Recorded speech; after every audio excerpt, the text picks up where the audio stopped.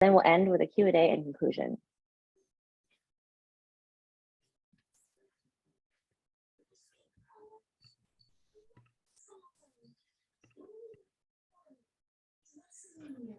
All right, so to dive into the first item of our agenda, which are the core requirements, these you might already know as general ed classes, and some of y'all might have already satisfied some of these coming into SCU, which is something we can show you how to check later.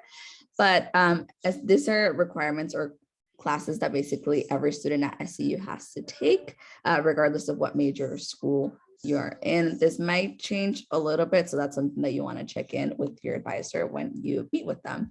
But SCU basically divides them into two different categories. We have the foundation courses and the exploration courses. The foundation courses are meant to help introduce you to the topics that SCU promotes, and then the exploration courses are sort of like a deeper dive into those introductory courses.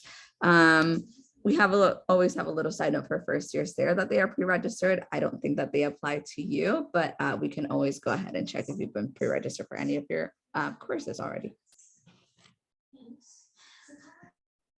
So yes, moving on. So as Diana was talking about, actually a lot of you might have already satisfied some of your core requirements at your prior schools, but some that might be more specific to like SU might be like the cultures ideas or the RTC, which is the religion. So if in case you ever want to know like more information about what those courses are, I'd recommend using the first link. But the second and third link are what I would say are the more important ones, or the more ones that are guided towards you. So the major checklist, as you can see, I put a picture on the right, and this just basically shows all the classes that you need to take to graduate if you have a certain major. So of course, for some of you, you might have transfer credit equivalents. We'll teach y'all exactly how to find that out a bit later, but these are just like the checklists that you could find under this website. And under the third website, maybe a lot of you have already been exposed to this website, but this is just like a general guide of specifically for transfer. So I believe it says like checklists for like each of the schools, and it tells you a little bit more information. So if you haven't already seen this website, I would also recommend looking at that. And just a side note, these slides are going to be shared with you. So yes, and let me start recording.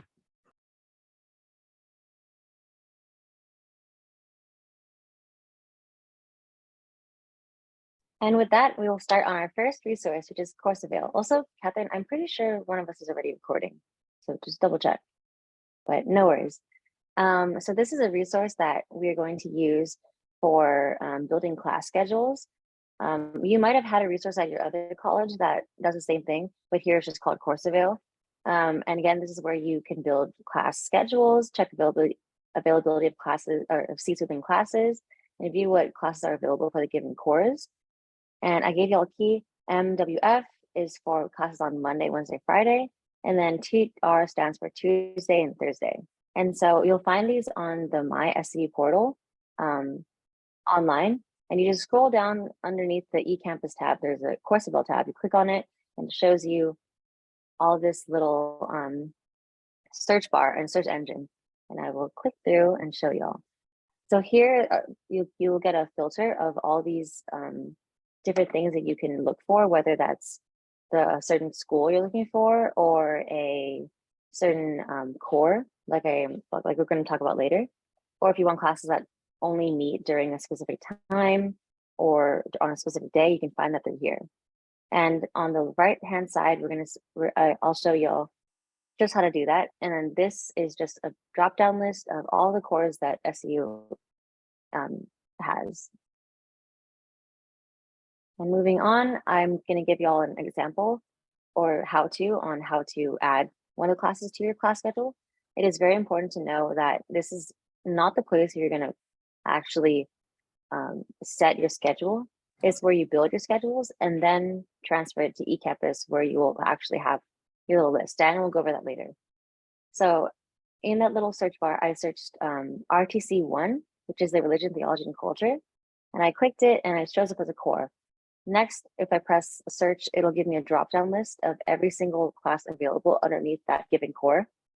And it just gives you more opportunities for seats and more opportunities for like maybe classes that you would rather take than others. And then if you click on the given class, like I circled RSOC 7 there, if I click that one, it'll show me a course description of everything. It tells you the seats remaining, professor, location, time that it's at, and where it is on the map of SCU. SCU is a fairly small campus though, so I wouldn't be afraid of getting lost and losing yourself. It shows you how many credits are available and links to required textbooks. But again, make sure to go during syllabus week to actually see what's required and what's not. What core the class fulfills, and then at the very bottom, a detailed course description that lays out what you're going to learn during the quarter and see if it piques any of your interest. That's also where you look to see what prerequisites are necessary for every given class. And then with that, you can begin making your own schedules. So make sure to utilize the Add Class button to create multiple schedules in case that classes fill or spots open or close and the time doesn't work for you anymore. It's totally okay. But I have pals who have made like 6 or 7 class schedules and it ends up working out for them. And then I have some pals who create 1 and it's fine for them. This is just somewhere where you can ease all your anxieties and just build any schedule that works for you. It is very important to note that exceeding 19 units is considered overloading. If you need to do that, that's okay. Just talk to your advisor for more information about that.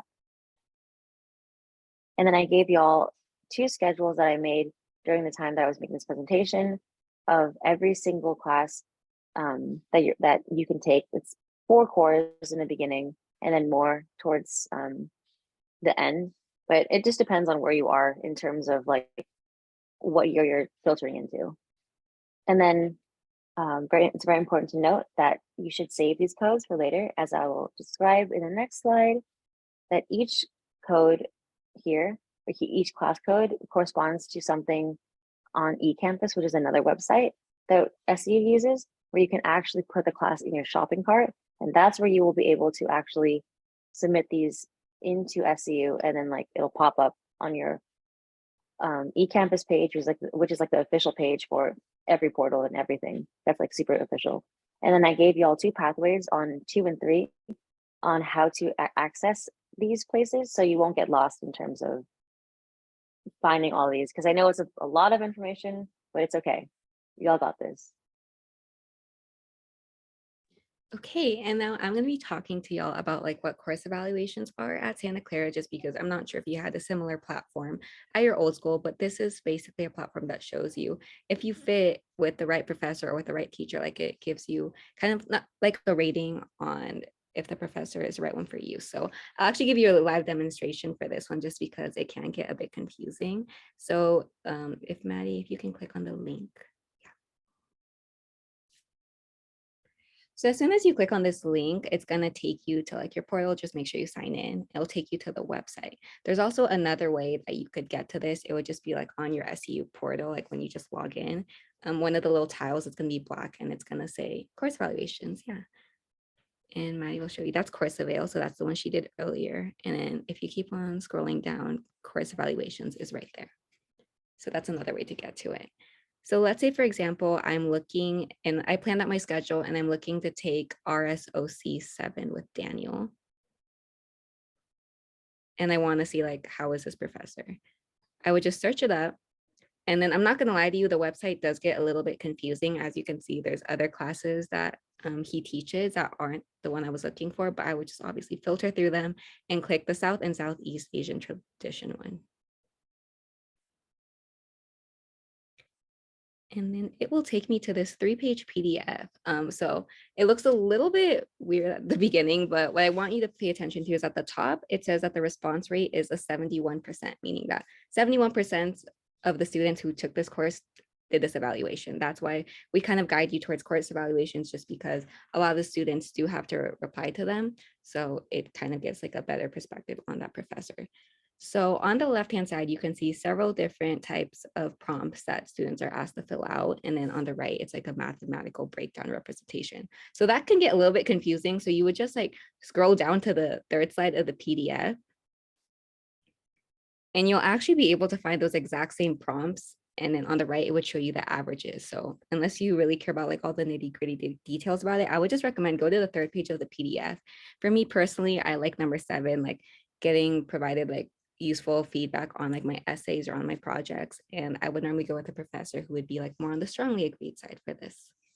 So that's how to use this. But on the second page of the PDF is actually what I find the most useful because I like planning out my days. It actually shows you how around the average of how many hours a student would spend on doing homework outside of class.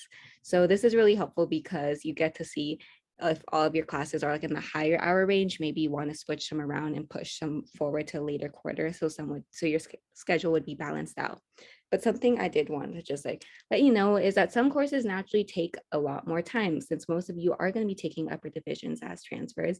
Don't be scared if most of them are in like the 8 to 10 hour range.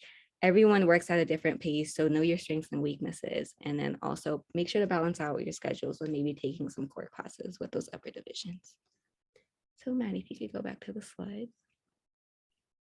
So yes. As you can see, this is just exactly what I told you for your reference. So next slide, please. You're able to see here, this is just like a recap, is that for me, I would use the third page of the PDF and I would use kind of the average or where the dots are to guide my decision. The one thing about course evaluations is that there is no comment section, so you're not allowed to see what specific students have to say about professors. You only kind of get this overall guide. And then the word of advice is to know your strengths and see if the professor compliments them. Like some people might be better at math, so they know that it might not take them 4 to 5 hours to do their homework. So you just kind of have to know your strengths and see if your professor aligns with them.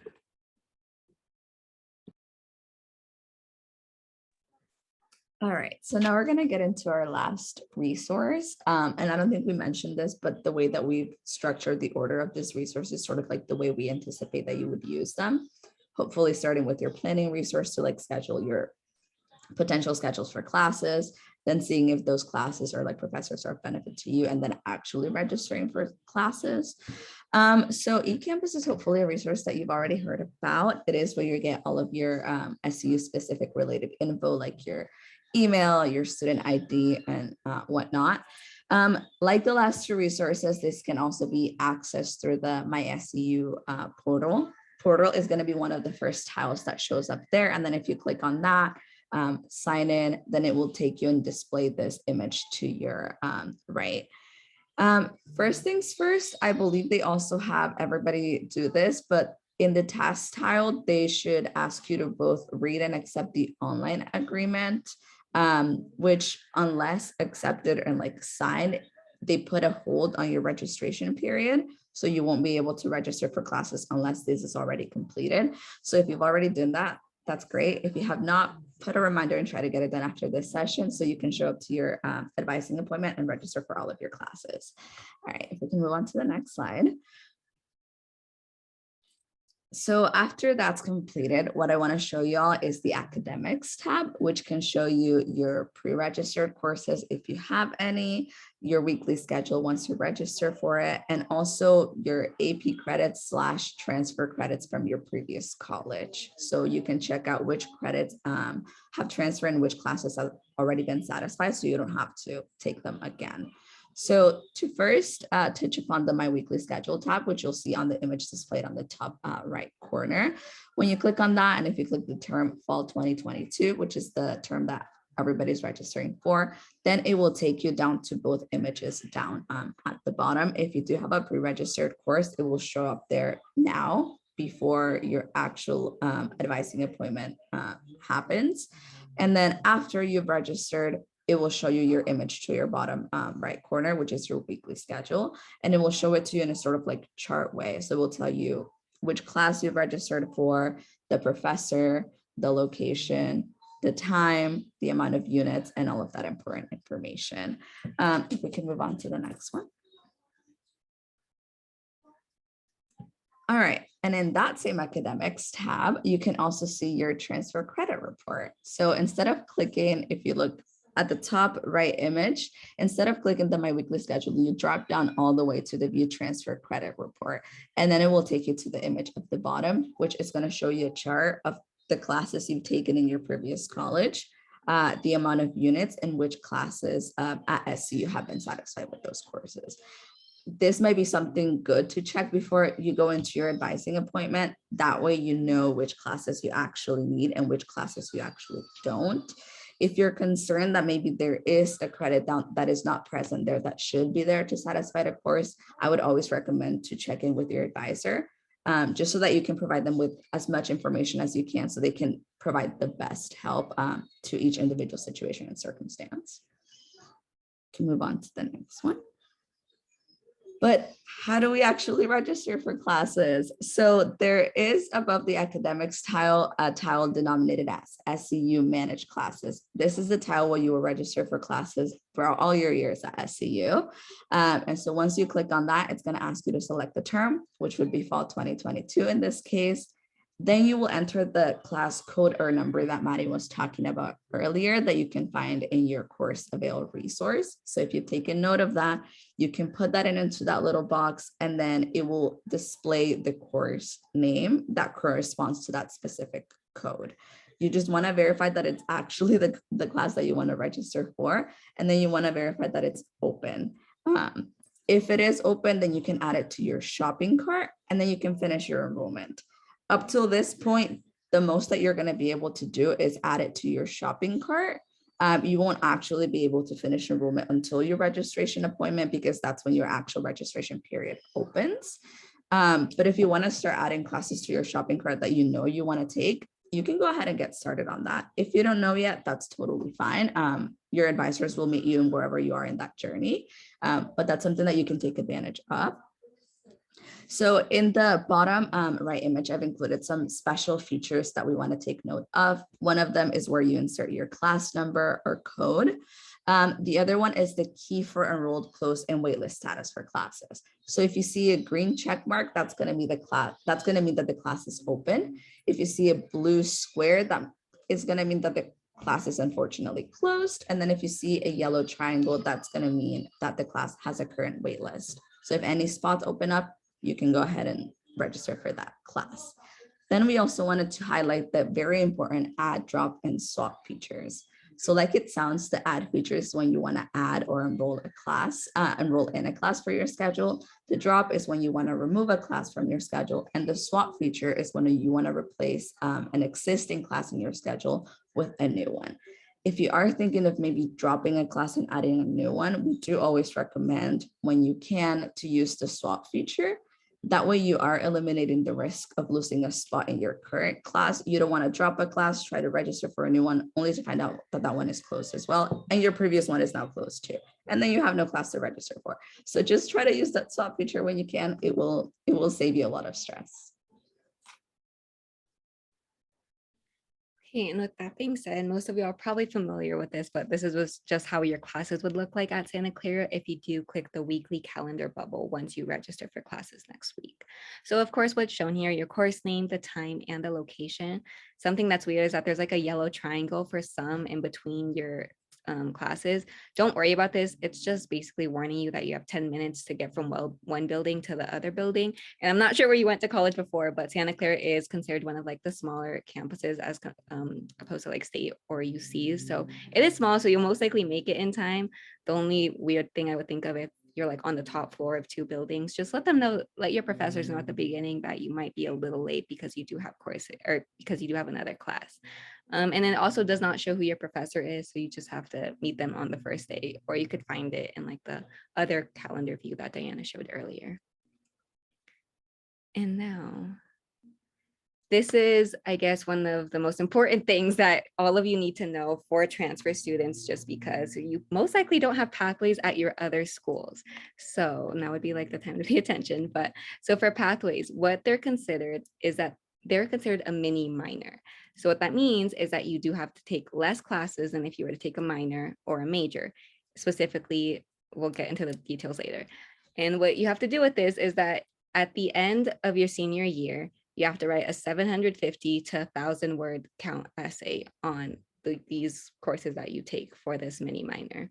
It's graded on a rubric. To be honest, I'm not really sure by who.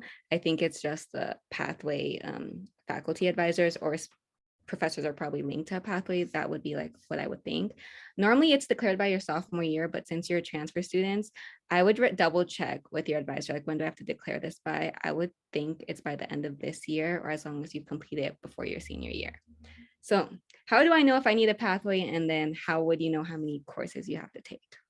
So I broke it down. If you're in the College of Arts and Sciences, and if you're in the Levy School of Business, it's the same rules. So you all come in with a certain amount of transfer credit units from your previous college. So if you have less than 44 units, then it would just be like if you were any other student on Santa Clara campus. You would need 4 pathway courses. So most courses at Santa Clara are 4 units. So 4 pathway courses would be 16 units. But let's say, for example, you take a pathway course that's only 2 units and you end up having like only like 14. You would need to take another class to complete the 16 units. So I would just say you would need at least 16 units if you have less than 44 transfer credits. I know it's really confusing, but let's say you do come in and you have more than 44 units transferred from your previous college. And in this case, you would only need 3 pathway courses, or the equivalent will be 12 units, because normally a course is 4 units. So 4 times 3, 12. Or if you take a less one, you would just have to make sure you take enough classes that are at least 12 units. And now, if you're in the School of Engineering, it doesn't matter how many transfer credits you have, all people in the School of Engineering only need 3 pathway courses or at least 12 units. So as I said before, normally courses are 4 units, so 4 times 3, 12. But if there's a different number, just make sure you have 12 units. So yes, next slide. Okay, so declaring a pathway. There was also links in the previous slide. Diana will link those below. I'll just talk about them really quickly. Guidelines, again, it'll say everything I said on that, and it might have a little bit more details on the first link. So that would be something to pay attention to. The list of pathways I'm about to get into right now, so you understand that a little bit more. And then a pathway email in case you have any questions for pathway is in the chat right now. Okay, so, oh my God, this is where it gets really confusing. So there's a list of pathways that you're allowed to take. I believe, I want to say it's around like 15 to 20. So everyone at SEU has to choose one of those pathways to take. And they're all like centered around something. So as you can see, the one that I have on the screen right now is a public policy pathway. And it tells you a little description about what it means and what you're going to write about. It's basically, like I said, it's a mini minor. So they're all centered around the themes. So how do you decide what pathway to do, especially like as a transfer student? So what I just found out is that all of the courses for your pathway, so the 3 or 4 courses that you need to take, must be completed at Santa Clara University. So let's say you have a course credit that's equivalent to, let's say, government 410, it wouldn't count. You would have to take 4 or 3 additional courses that are in that list of the public policy pathway.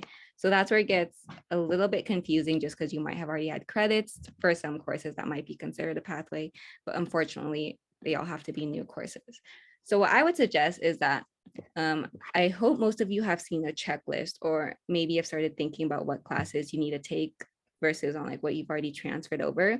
So just choose any one of those classes and type it in Course Avail. Just like as Maddie was showing you earlier, you can type it on Course Avail. And if you click on the 5 numbers on the left-hand side, this description will pop up. This one here says SOC 33. Or SOC 33. As you can see at the bottom, it actually says what pathways this one course fulfills. So if you have to take this class in the fall quarter, it tells you that you could maybe have this class double dip with one of these 5 pathways. So then from there, again, it's a lot of like moving back and forth between tabs. From there, you would go to the second link, or one of the links in the chat that said the list of pathways, and it'll show you to the screen on the right, or to the picture on the right. And it's like a long list of saying all the courses you can take to fulfill that pathway. So let's say, for example, you're like, oh, shoot, maybe I'm also taking an Econ 3. Maybe I'm double majoring in like some of these courses I do have to take. Then you could double dip those. But let's say you see Econ 3 and you're like, oh, I took that at my prior college. Again, all the courses have to be completed at SEU. So that's why you have to pick additional courses, and it might be a little hard for you to find a different pathway. So yes, that's how I would do it in terms of like planning your pathways. Yeah, plan out your schedule from that list. I'm gonna get into a little bit more details in the next slide. So yes, okay. Let's say, for example, you are looking at that list of pathways, and on the left, you could see, hey, maybe I need a religious studies class. So let me try RSOC 140. and you're like, let's say, or sorry, you're mentally planning this out and you're like, I'm going to take that class. The thing is, you can't actually just mentally do it because the websites aren't updated as well as you think, because I actually found this out from a transfer student here. But let's say you want to do RSOC 7 or RSOC 140 and you put that on course avail and you see that there's no classes available for that. That might mean that that course, we're no longer teaching that course. It's offered only in the winter or spring quarter. The professor like is on break or something, he won't be here until like 2 years. There's so many what ifs that could happen if you don't see that course registered on course avail. So I'm gonna take a little breather because I know it's like a lot to take in, but I have a backup for that. Okay, let's say for example, you're thinking you want to take it and you really want to take that course and you don't see it available for the fall quarter. This link is very important in the chat because a lot of us don't even know about this link. It shows you the tentative schedules for the remainder of the year. So obviously a tentative, but mostly they are accurate. If it says that RSOC 140 could be offered in the spring quarter, you could check it right here. So now when you're making your 4-year plan, you know you have to take that in the spring quarter and it's available because of this tentative schedule. So it's just an additional resource for you to use when you're planning out your schedule. But for example, RSOC 140, it is not on the tentative schedules. And I actually checked on course evaluations to see, I'm like, hey, like, did this professor ever even teach this class? The last time it was taken was in 2017 and this website wasn't updated. That's why like, I don't want to do you dirty with this. Like you just have to make sure that you do have like a 4-year plan and not just choose classes from the pathway that you think might be offered when they're not. So right below the SOC 33, this is just to show you that it is available. I just typed it on course avail and it's closed right now because all the classes are full, but it is an available course. So you could potentially take that to complete whatever pathway you're taking. Okay, that's all I have for pathways. It's okay, you can think of questions, we're gonna answer them, right? Q&A is like right around the corner. So this is another important thing for transfers. I was like talking to the Drummond Center just to wonder like, hey, our class is going to be opening up for you guys. You have credits all over the place. Some might be upper division, some might be closed. So what do you do? Because it's confusing. So what they told me, this is same as first years, classes will be opening up on your registration date, if not your registration week. So that would be next week. So next Monday or the 29th and the 31st, some classes might be opening and you might be wondering what classes are these? So for these, mostly it's the pre-register courses. So math classes are going to be opening, chem classes are going to be opening, some bio classes might be opening. Anything that's like a pre-enrolled is more likely to be open than let's say a religion course. So that's like what I would think about. And obviously there's no exact list of classes to know which one will have open seats, but that's just what's going to be happening next week. And now let's say, for example, you come in with transfer credits like you obviously do, and you need to get into an upper division course that's closed. The Drummond Center cannot do anything about that just because that's not their department. So this is where it's a lot of work on your part, and all of you need to do this before your advising session. So if you're in the Levy School of Business and you're planning out your schedule and you know you need management 180 and it's closed, all of them are closed and you don't know what to do, you would have to email the department. So this would be management@su.edu. The departments are their emails are really easy. You just search it up on like Gmail on your school account and they will pop up. If you want to like CC like the whole Levy School of Business, you can do that. They'll direct you. So that's what you do for the Levy School of Business. For engineering and for the College of Arts and Sciences, they run under a different schedule. So you would have to email the specific professor you want, but it's always recommended that you CC the department or you also email the department associated with it, because if they see a lot of interest from you all, they could possibly add a completely additional course, or they're gonna know there's an issue if the professor keeps on saying no, no, no, and all of you need this course, like something needs to happen, especially as transfer students. So what to mention in the email? You have to mention you're a transfer student, because obviously they're going to think you're a first year and they're going to be like, oh, but no, your transfer credits, you have a higher priority on the list because you have a short amount of time to complete your credits. The 5-digit code. This is the important one that Maddie and Diana was talking about earlier. When you go on course avail, the 5-digit code is like on the left-hand side. It's what you use probably at your other schools too. Mention that for sure. If you want, you could add the professor name and the class name. I would recommend doing all if you can. And then mention why you want that class. Maybe explain your prior credits, do whatever you want to do, but why do you want that class? And then people have emailed already. Mention that your registration date has not happened yet, because a lot of people are probably thinking like, why are they emailing now? Like, didn't this happen already in June and July? No, your registration date has not happened yet. So you just want to keep them know like, oh shoot, these students haven't even had time to pick out their courses. Like, yes, I'll give them an open seat in my course. And obviously just be polite. They're here to help you, but I know it could be really stressful, but you're not mad at the professor. It's just the system that might be a little bit confusing. And then on the left, you can see, again, that this is what it looks like on Ecampus if it's closed. Diana talked about this earlier. You're probably familiar with this, but if it's closed on Ecampus, then that's when I would suggest for you to email the professors. And if it doesn't fall under this list, like a religion, email the religion department and the professor. That's normally what I would suggest. Okay. And now it's time for Q&A. So I know we have some questions in the chat. So Diana, did you want to continue? Yes. Let me start with the first one that we got, which was, do we make our own schedules before the meeting with the guidance counselor, which is coming soon? Does anybody want to take this one or no? Okay, I can answer this one. So you can be as prepared as you're able to be prepared. If you already have 7 scheduled, like much of Maddie's friends already like prepped to go into your advising session, you're more than welcome to do that. If you only have 1 or 2, that's fine. If you only have 1 or 2 classes, that's okay too. If you have no idea what you're going to take, that's fine too.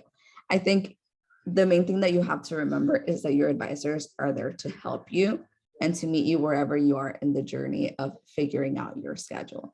If that's helping you figure out which classes you're going to take from the get-go, then that's what they're going to be there for you for. If it's to figure out which schedule would work best, then they're going to help you out with that. They will be in that session until you'll have a schedule for your fall 2022. So you all will get to that end goal. However you get there is going to be different, but yeah, you should be as prepared as you're able to be prepared. And wherever that is, your advisor will meet you there, but you will have a schedule by the end of that registration appointment. That we can guarantee.